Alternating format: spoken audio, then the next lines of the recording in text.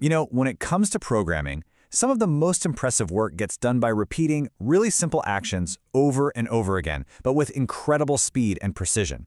This idea, automation, is really the engine behind all modern software, and we're about to dive deep into exactly how it works. So, have you ever stopped to wonder how they do it? How does a computer manage to perform thousands or even millions of repetitive tasks without a single mistake? Think about it. Processing every transaction at a bank, or rendering every single frame in a blockbuster movie. The secret to all of it lies in a core concept of every algorithm, the loop. Okay, so the official term for this is a repetition structure, but pretty much everyone just calls it a loop. All it is a section of code that's designed to run again and again. And as we're going to see, sometimes we know exactly how many times we need to repeat, and other times it all hinges on a specific condition being met. So let's break down the 3 essential tools programmers have to control all this repetition. First up, we've got the most straightforward tool in the toolbox, the count-controlled loop. This is the one you reach for when you know, right from the very beginning, exactly how many times you need a task to repeat. It's kind of like having a checklist with a set number of items, no surprises. Here's what that structure looks like. On the right, you have the pseudocode. Think of it as a simplified, human-friendly version of the command. We just set a variable, give it a start and an endpoint, and then list the things we want it to do. And on the left, you see the flowchart, which is like the visual blueprint for that process. You set it up, you run the commands, you update your count, and then you check if you're finished yet. Let's walk through that process. First, it kicks things off by setting a control variable to a starting value. Then, it gets to work and executes all the commands you've put inside the loop.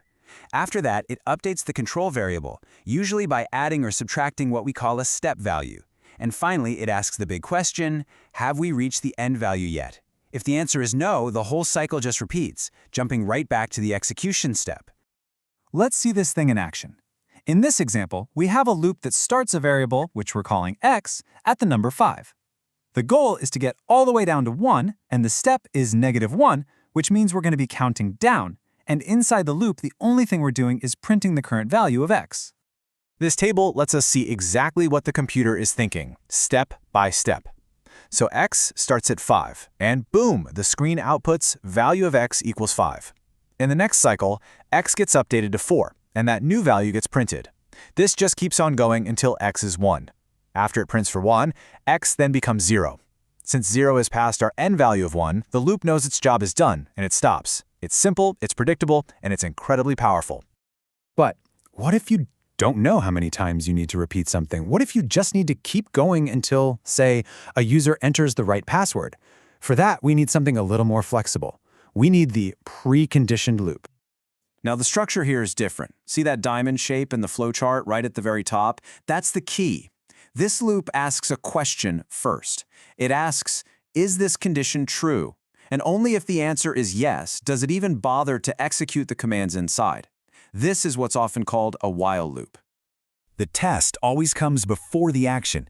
This means if the condition is false from the very beginning, the code inside that loop will never run, not even once. That makes it a perfect gatekeeper, making sure that actions are only taken when the circumstances are just right. Here's a really classic example. We start by setting a variable I to 0. The loop's rule is to keep running while I is less than or equal to 5. Inside, we tell it to print the word estudar, and then, and this is absolutely critical, we increment I by 1. That little increment is the only thing that moves us toward the finish line. Without it, this loop would just run forever. So let's trace it. When I is 0, the condition is true, so we print estudar, and I becomes 1. This repeats when I is 1, 2, 3, 4, and 5. But after the loop runs for I equals 5, I becomes 6. Now when the computer checks the condition, I less than 5, it's finally false, and the loop terminates. It ran exactly 6 times. All right, our final tool completely flips the logic on its head. What if you need to guarantee that a block of code runs at least one time, no matter what? For that scenario, we turn to the postcondition loop. Now, look closely at this flowchart. The commands come before the conditional check at the bottom. The code runs first, and only then does the algorithm ask, okay, should I stop now? You'll often hear this called a repeat until or do while loop. This structure has one defining feature that really sets it apart. Because that condition is checked at the end of the cycle, the code inside is absolutely guaranteed to run at least once. This makes it perfect for situations like asking a user for input. You have to get the input first before you can check if it's any good. Let's look at an example. We set I to 1. The loop immediately starts, printing valor de I equals 1, and then it increments I to 2. It's only after all that happens that it finally checks the condition, is I greater than 5. Since 2 is not greater than 5, it goes right back to the beginning and repeats. And this trace shows us exactly how that plays out. The loop prints for I equals 1, 2, 3, 4, and 5. After that fifth run, I gets updated to 6. Now, the exit condition, I greater than 5, is finally true, and the loop stops. See the difference? The action happens first, the check happens second. So now that we have our 3 tools, we need to talk about how to use them safely. Loops are incredibly powerful, but if you're not careful, they can lead to some really classic and sometimes frustrating programming errors. A pretty common mistake is creating a loop that never even runs once. On the left here, we're telling the loop to go from 10 up to 20, but we've accidentally given it a negative step. It can't go backwards to get to a higher number, so it just gives up. And on the right, our while loop checks if I is greater than 0, but we started I at 0. The condition was false from the very start, so the code inside gets skipped completely. And this brings us to the most famous pitfall of all, the infinite loop. In both of these cases, the logic is just broken. On the left, the variable I starts out positive, and then it just keeps getting bigger, so the condition I is greater than 0 is always going to be true. And on the right, I also only gets bigger, so we can never ever meet the exit condition of being less than 0. In both cases, the program gets stuck, repeating the same thing forever. Okay, so let's pull all of this together. We've got 3 distinct tools for handling repetition. The real key to mastering them is knowing exactly which one to choose for the job you have to do. This table is basically your cheat sheet. If you know the exact number of iterations beforehand, you want the count-controlled loop. Its defining feature is that built-in counter.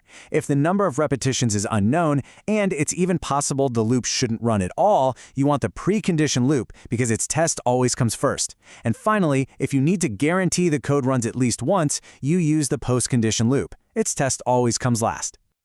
Think about it. These 3 structures, counting, checking before, and checking after, they are the fundamental building blocks for nearly every complex, repetitive task a computer can possibly perform. We're talking about everything from sorting massive databases to powering the algorithms in our favorite games and simulations. With these simple tools, the potential for building complex and powerful systems is pretty much limitless.